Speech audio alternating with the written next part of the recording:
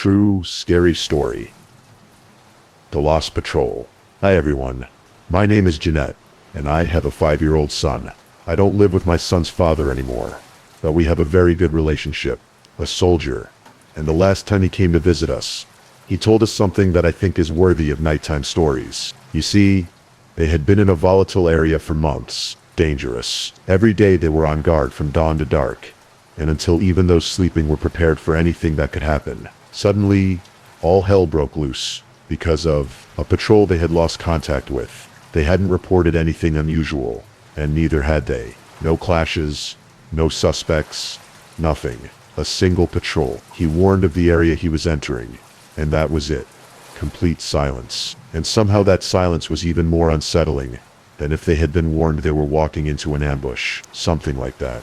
This simple disappearance raised alarm, and a significant portion of the staff was dispatched to search for the missing patrol. That's when the worst happened for Esteban, the father of my child. In the middle of the road, passing a ravine, they noticed something strange. The smell of death, the smell of long-gone death, caught their attention. Even as they searched for their companions, they couldn't ignore what they saw, what they smelled, because they already knew when the smell of death they emitted was human. And nearby, in that ravine, it was definitely so. There were dead Christians there.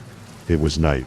The terrain was dangerous, so they reported the discovery and announced that several officers would go to the site to investigate, while the rest would stand guard along the road. One of those who escaped punishment was Esteban. He immediately realized that around this time, the car fell because of broken tree branches, but it was also clear that it had happened several weeks earlier, because the broken branches had grown through.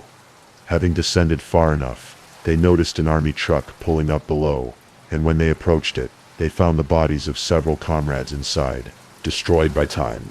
And now the strangest part, the community. The most incredible thing about this story is that the truck and its comrades turned out to be the same people who had gone missing a few hours earlier.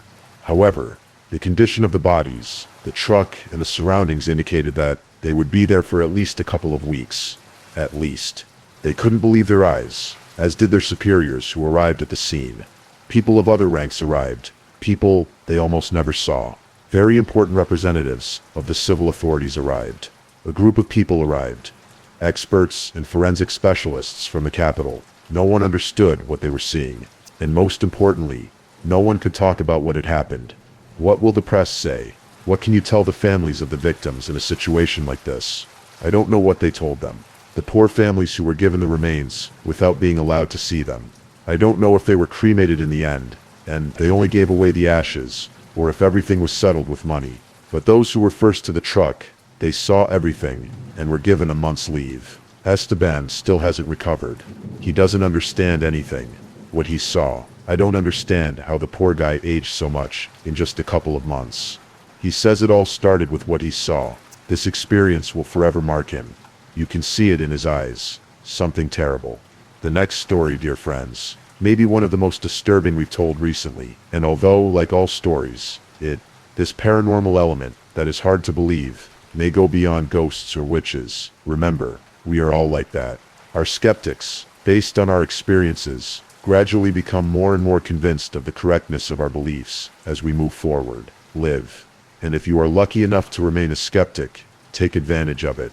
We continue with this special edition of War Stories. Have a good rest and good night, everyone.